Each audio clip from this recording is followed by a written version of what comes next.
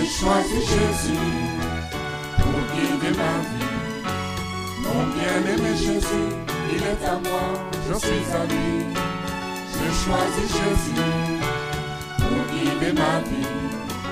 Mon bien-aimé Jésus, il est à moi, je suis à lui. J'ai choisi Jésus pour guider ma vie. Mon bien-aimé Jésus, il est à moi, je suis à lui. J'ai choisi Jésus pour guider ma vie. Mon bien-aimé Jésus, il est à moi, je suis à lui. En marchant dans les chemins, dans les rues, observant tous les passants, chacun suivant sa propre voie, égoïstement, tristement. Mon cœur rempli de tristesse, je me pose tant de questions. Savent-ils qu'un jour ils connaîtront la mort et qu'après la mort ils feront... Merci Seigneur de nous conduire dans ce temps où nous allons lire ta parole, parler de Jérusalem. Viens Seigneur nous conduire en esprit, en vérité. Glorifie ton nom au milieu de nous. Nous nous attendons à toi Seigneur. À toi la gloire, la louange au siècle des siècles. Amen. Nous prenons le livre de Zacharie. Zacharie au chapitre 12.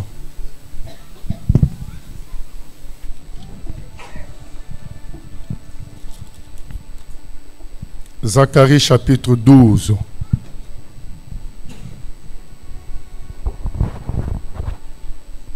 Zacharie 12.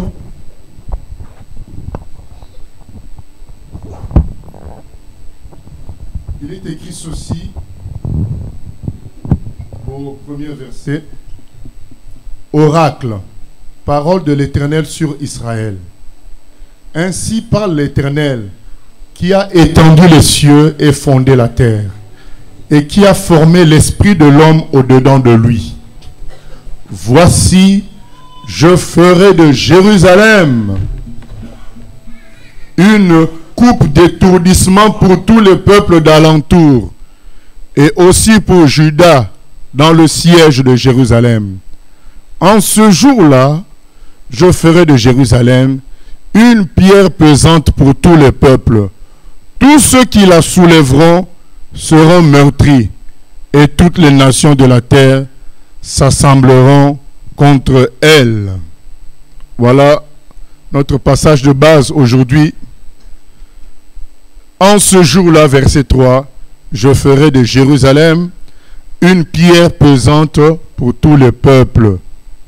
Une coupe d'étourdissement, donc quelque chose qui fait tourner la tête. Donc Jérusalem sera quelque chose qui donnera le vertige à tous les peuples. Jérusalem sera une pierre pesante, une grande difficulté pour tous les peuples. C'est ce que nous prédit ce passage biblique. Et aujourd'hui, force est de constater que cette prophétie s'est accomplie. Chaque jour à 20 h aux infos, aujourd'hui comme on a beaucoup de chaînes d'information, à tout instant, chaque jour, nous entendons parler d'Israël, de Jérusalem. Chaque jour. Comme le Seigneur l'avait prédit, je ferai de Jérusalem une coupe de vertige, d'étourdissement, une pierre pesante. C'est ce qui se passe aujourd'hui. Toutes les nations sont impliquées concernant Jérusalem. Vous allez partout dans le monde, tout le monde connaît Jérusalem. Chrétien ou pas chrétien, tout le monde connaît Jérusalem. Tout le monde se soucie de ce qui se passe là-bas, quel que soit l'endroit. Jérusalem, pourtant, n'a pas physiquement quelque chose pour attirer. Dans Jérusalem, il n'y a pas d'or, il n'y a pas de pétrole, il n'y a même pas de fleuve. Il y a quelques petits ruisseaux, quelques sources, mais il n'y a même pas de fleuve. Il n'y a même pas non plus de très grands centres commerciaux extraordinaires ou bien centres d'échange mondial. Il n'y a pas. Il n'y a même pas de grandes chaînes de télévision qui a pour centre Jérusalem. Jérusalem n'a pas une grande équipe de football. Mais c'est la ville dont on parle le plus dans le monde. Elle n'a pas beaucoup d'habitants. Comme Londres, comme Mexico, comme New York. Mais on parle plus de Jérusalem que de toutes les autres villes. Acheter un appartement à Jérusalem, ça relève de l'exploit. Comment une ville physiquement non intéressante peut-elle attirer tant de passion? C'est parce que Dieu a décidé d'établir sa gloire aussi à Jérusalem. Dieu a choisi Jérusalem. Vous savez, nous sommes tous des créatures de Dieu. Et dans Actes des Apôtres, chapitre 17, l'apôtre nous dit que toutes les nations, c'est Dieu qui en a délimité les frontières. Mais, contrairement à ce qu'on entend à gauche à droite quand on circule dans le pays, chaque pays revendiquant que le Dieu qui a fait les cieux et la terre, c'est son Dieu à lui. Je parle des chrétiens. Hein. Les chrétiens de chaque pays considèrent que Dieu a choisi leur pays particulièrement. Quand on est en Côte d'Ivoire, c'est le Dieu de la Bible, en réalité, c'est la Côte d'Ivoire qui est la terre promise. Quand on est au Congo, c'est la même chose. On est aux États-Unis, c'est la même chose. Probablement, les Coréens aussi doivent dire la même chose avec la plus grande église au monde. Mais tout ce que ces gens-là disent n'est pas dans la Bible. Dans la Bible, Dieu n'a choisi qu'une seule ville pour établir sa royauté, pour manifester sa royauté, c'est Jérusalem. Et c'est à cause de cela qu'il y a une telle concentration d'attention sur Jérusalem. Mais c'est là que nous abordons déjà la fin de notre exhortation. Je peux vous dire que avant le XXe siècle, Jérusalem n'attirait pas le même intérêt. 1800 ans, pendant 1800 ans, n'a pas attiré le même intérêt que nous voyons aujourd'hui. Et même il y a 300 ans, c'était vraiment une ville délaissée, poussiéreuse, laissée à l'abandon. Mais puisque c'est Dieu qui a décidé ainsi, il y a eu un temps où la prophétie est venue à s'accomplir. Aujourd'hui, nous vivons l'accomplissement de cette prophétie et donc nous devons nous dire la chose suivante. Si pendant des siècles, Jérusalem a été délaissée et que maintenant elle renaît de ses cendres, ça veut dire que le Seigneur est proche. Parce que dans quel but le Seigneur va rétablir Jérusalem? C'est pour manifester sa royauté. Donc nous sommes avertis. Jérusalem est rétablie dans sa gloire. Pas totalement, mais elle commence. Alors ça veut dire que le Seigneur est prêt, est à la porte. Il s'avance. Les événements s'accélèrent. De plus en plus, on appelle à faire de Jérusalem une ville internationale par l'Organisation des Nations Unies. Et comme Israël va refuser, toutes les armées viendront assiéger Jérusalem à travers l'ONU. Et la prophétie, son accomplissement est toujours de plus en plus proche, l'accomplissement total. Pourquoi tant de passion pour Jérusalem? C'est parce que c'est là-bas que les choses se passent. C'est là-bas que le Seigneur, notre Dieu, a décidé d'appliquer sa royauté. Comme nous l'avions dit avant le chant des enfants et des jeunes, c'est que Dieu est roi et peu de gens veulent l'accepter comme roi de leur vie. Mais le jour où il rentrera sur Jérusalem, que tu le veuilles ou pas, soit il sera ton roi volontairement, soit il le sera involontairement. C'est ce que nous disent les prophéties. Jésus revient pour régner sur Jérusalem. Dieu s'est choisi Jérusalem.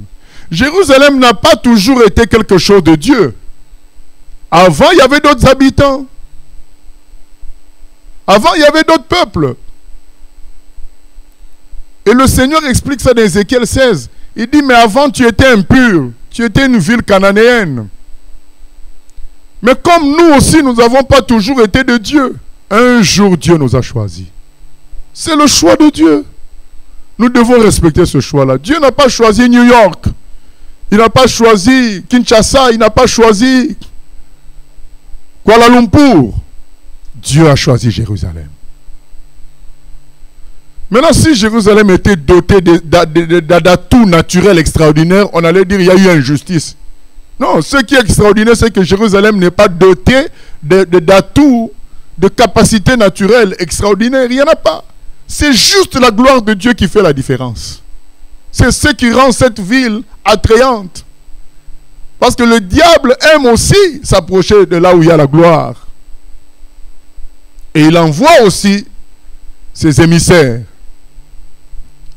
Il est temps que nous soyons conscients de l'importance de Jérusalem. Ça n'a pas toujours été la ville de Dieu, mais quand David est devenu roi, David en a fait son siège. Donc, première explication concernant l'attachement de Dieu à Jérusalem, c'est que le roi choisi selon le cœur de Dieu, David, avait établi Jérusalem comme sa cité. Et donc, il y a eu alliance entre David et Dieu. Et donc, Dieu a épousé aussi Jérusalem. Deuxièmement, c'est à Jérusalem que Dieu avait établi son temple, le lieu où on devait l'adorer. Aujourd'hui, bien-aimés, comme notre Seigneur nous le dit dans Jean, ce n'est ni à Jérusalem, ni dans une montagne, ni dans un temple. C'est en esprit, en vérité. Nous sommes nous-mêmes le temple du Saint-Esprit. Toutefois, ce lieu-là a un symbole important parce qu'au retour du Seigneur, c'est là qu'il siégera. Donc même si aujourd'hui, spirituellement parlant, nous n'avons pas besoin d'aller à Jérusalem pour adorer Dieu. Nous pouvons l'adorer dans notre chambre, nous pouvons l'adorer dans une salle, nous pouvons l'adorer près d'un ruisseau, dans une caverne. Symboliquement, ce lieu a son importance. Et c'est, vous savez, pour comprendre l'importance de certaines choses, il faut écouter les gens importants. Parler de la chose. Quand quelqu'un qui est très fort dans le football te dit que il y a un joueur, le joueur un tel est très fort, tu dois faire attention parce que lui-même qui parle est très fort. S'il estime que quelqu'un d'autre est fort, c'est qu'il est vraiment fort. Alors, lisons ce que Dieu lui-même dit de Jérusalem. Dans la Bible, il y a tant de versets. Essayez de chercher, vous allez voir. Il y en a beaucoup où il parle de Jérusalem. Il ne parle pas d'autres villes de la terre, de Jérusalem. Même Israël, c'est la terre promise pour les Hébreux. Mais dans cette terre promise, Jérusalem a une place spéciale. C'est la ville du grand roi. C'est la ville du grand roi, c'est là que le Seigneur a décidé de manifester sa royauté. Et Jérusalem doit nous rappeler la royauté de Dieu. Parce que il a été promis à David un successeur. Ce successeur-là, c'est le Messie, c'est Dieu lui-même. Et à chaque fois que nous pensons à Jérusalem, ça doit nous rappeler ceci: Dieu est mon roi. À chaque fois que nous pensons à Jérusalem, ça doit nous rappeler qu'aujourd'hui nous sommes le temple du Saint-Esprit. Nous devons célébrer et adorer Dieu. Jérusalem doit être un symbole très important pour nous. Puisque c'est ainsi que les choses se sont passées. Et nous allons lire quelques passages qui parle de Jérusalem, sans trop commenter, afin que chacun médite. Nous lisons, ça a été déjà lu le psaume 122, nous allons lire le psaume 48. Psaume 48, je connais un chant en anglais avec ce psaume 48. Comme tout le monde n'est pas anglophone, je ne vais peut-être pas le chanter. J'ai dit peut-être pas, donc si ça me prend de chanter ça, je vais chanter quand même. Psaume 48. L'Éternel est grand, il est l'objet de toutes les louanges dans la ville de notre Dieu sur sa montagne sainte. Bien-aimé, c'est dit bien dans la ville de notre Dieu. C'est la ville de notre Dieu. Belle est la colline, joie de toute la terre, la montagne de Sion. Le côté septentrional, c'est la ville du grand roi. Dieu dans ses palais est connu pour une haute retraite. Car voici les rois s'étaient concertés. Ils n'ont fait que passer ensemble. Ils ont regardé, tout stupéfaits, ils ont eu peur et ont pris la fuite. Voilà ce qui est dit de Jérusalem. L'Éternel est grand, il est l'objet de toutes les louanges. Verset 2. Dans la ville de notre Dieu, sur sa montagne sainte. Sur sa montagne sainte, Jérusalem, le Seigneur est digne de louange. Ça a une grande importance, bien-aimé Jérusalem. Nous lisons encore. Nous allons revenir sur le psaume 48. Nous lisons le psaume 62.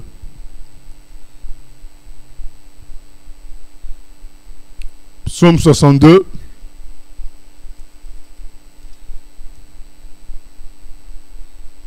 Il est écrit ceci.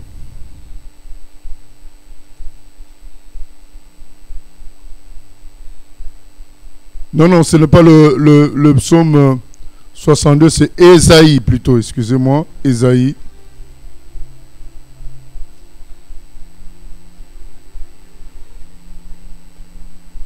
Ésaïe 62.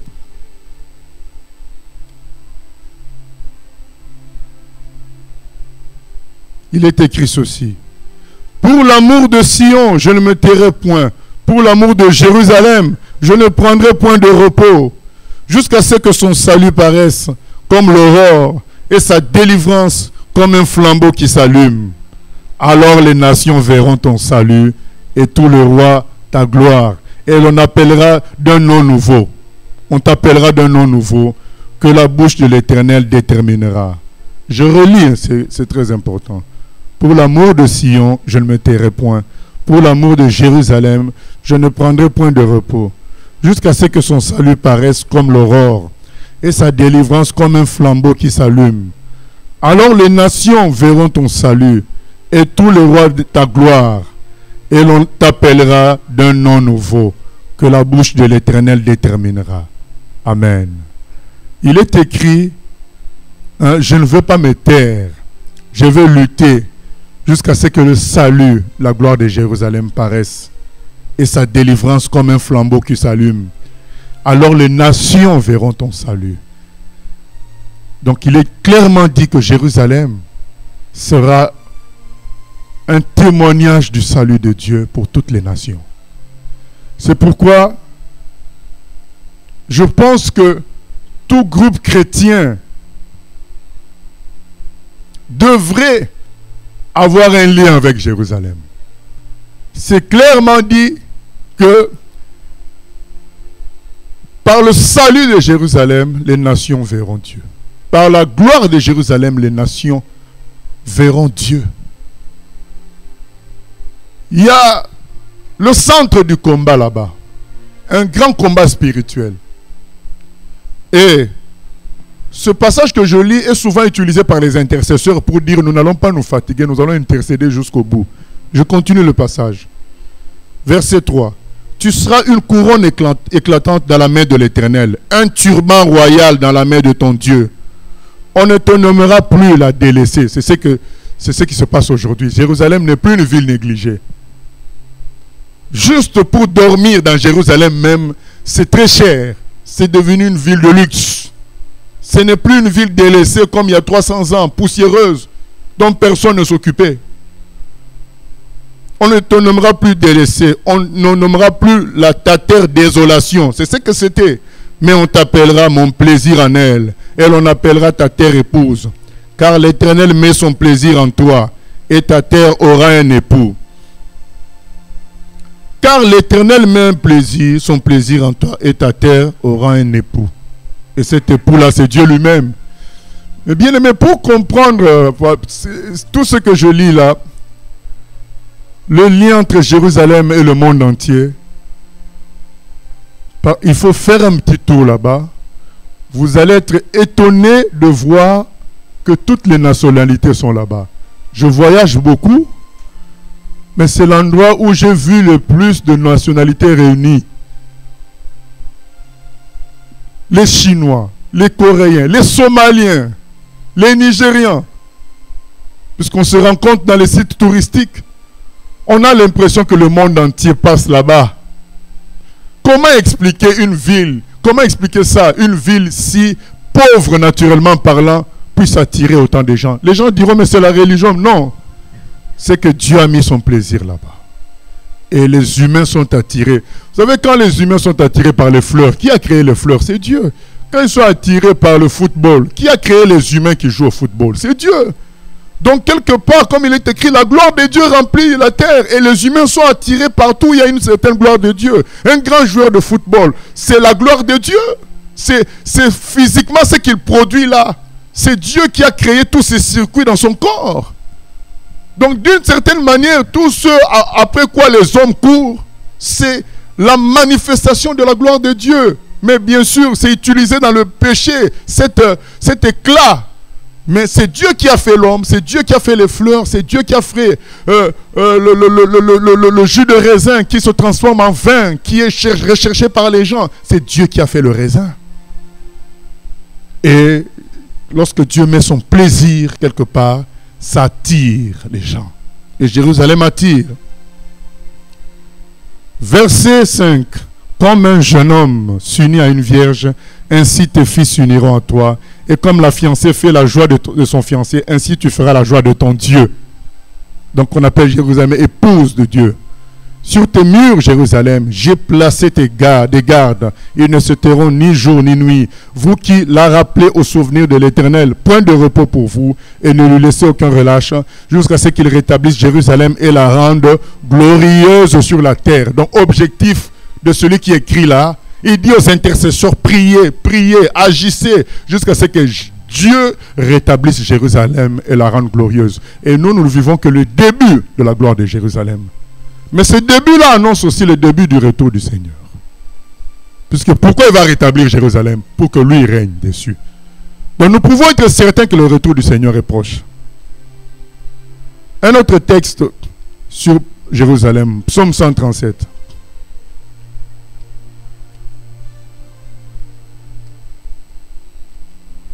Psaume 137. J'entends des gens dire, j'écoute le rock chrétien, je fais du rap chrétien. On va écouter ce que nous disent nos bien-aimés ici. Sur les bords des fleuves de Babylone, nous étions assis et nous pleurions en nous souvenant de Sion. Sion, c'est Jérusalem, c'est Israël, parfois c'est Jérusalem seulement. Au sol de la contrée, nous avions suspendu nos harpes. Là, nos vainqueurs nous demandaient des chants et nos oppresseurs de la joie. Chantez-nous quelques-uns des cantiques de Sion. Écoutez la réponse des enfants d'Israël. Comment chanterions-nous les cantiques de l'Éternel sur une terre étrangère? Si je t'oublie, Jérusalem, que ma droite m'oublie, que ma langue s'attache à mon palais si je ne me souviens de toi, si je ne fais de Jérusalem le principal sujet de ma joie. Voilà ce que disent ces gens-là quand on leur dit, mais chantez-nous les chants de Jérusalem. Ils disent, mais non, les chants de Jérusalem, c'est pour Jérusalem. Alors il faut dire aux gens qui parlent de rock chrétien, de rap chrétien, il faut dire que nos chants, c'est pour Jérusalem. Ce n'est pas pour... on n'a pas besoin d'aller tricher chez Satan, prendre son rock, prendre son rap. Non. L'inspiration vient du ciel. Dieu va nous inspirer et nous allons chanter nos chants à nous. Pas les chants du monde trafiqué. Ces gens-là ont dit, nous n'allons pas chanter le chant de Jérusalem à Babylone. Ce n'est pas notre pays. Le chant de Jérusalem, c'est à Jérusalem. Tu es le temple de Dieu. Tu ne vas pas laisser le roc chrétien dans le temple de Dieu. Ton temple, c'est pour Dieu.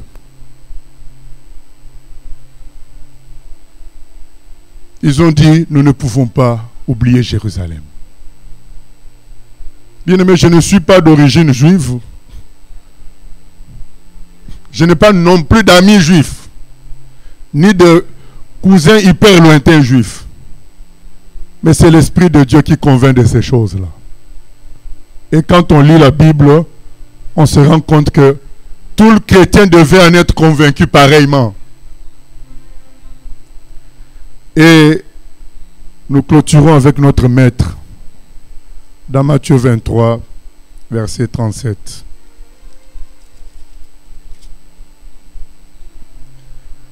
Alors Jésus, il est proche d'être crucifié. Matthieu 23, 37. Et il sort de Jérusalem, attristé.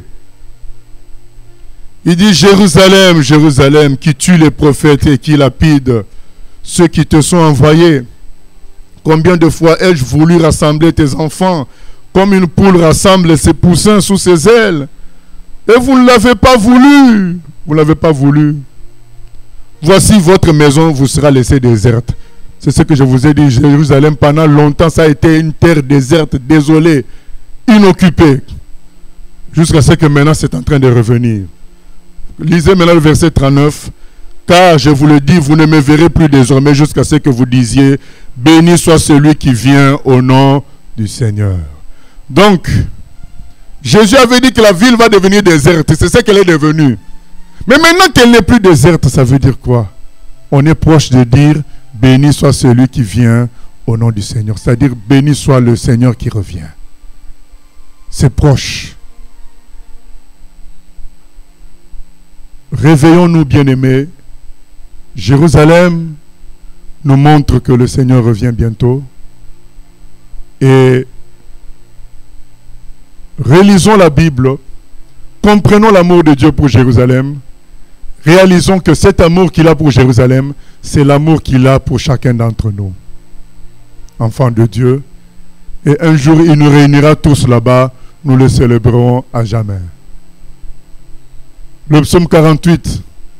Donc si on peut prier en même temps, que Dieu nous aide à plonger aussi dans son amour pour Jérusalem, que nous puissions réaliser que nous sommes aussi de Jérusalem en quelque sorte. Dieu nous a choisis comme ville, comme épouse. Et prions en même temps, conformément à Ésaïe 62, afin que Dieu rétablisse Jérusalem dans sa gloire. Car si Jérusalem est rétablie dans sa gloire, nous aussi nous serons rétablis dans la gloire de Dieu. Et pour ceux qui travaillent avec nous, prions que Dieu nous donne l'opportunité d'avoir une station sur place à Jérusalem, des frères et sœurs avec qui nous allons travailler, des gens qui peuvent quitter la France pour aller s'établir là-bas et commencer une cellule de prière, parce que nous ne pouvons pas être loin, nous ne pouvons pas manquer. Là où tout le monde se bat, nous devons être là aussi.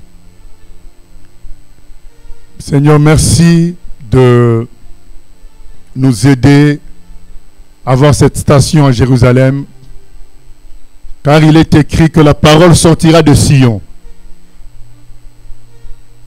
Nous voulons être aussi au centre du combat.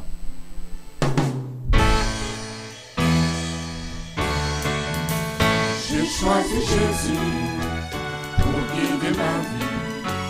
Mon bien-aimé Jésus, il est à moi, je suis à lui. J'ai choisi Jésus pour guider ma vie. Mon bien-aimé Jésus, il est à moi, je suis à lui. J'ai choisi Jésus pour guider ma vie. Mon bien-aimé Jésus, il est à moi, je suis à lui. J'ai choisi Jésus pour guider guider ma vie. Mon bien-aimé Jésus, il est à moi, je suis à lui. En marchant dans les chemins, dans les rues, observant tous les passants, chacun suivant sa propre voie, égoïstement triste.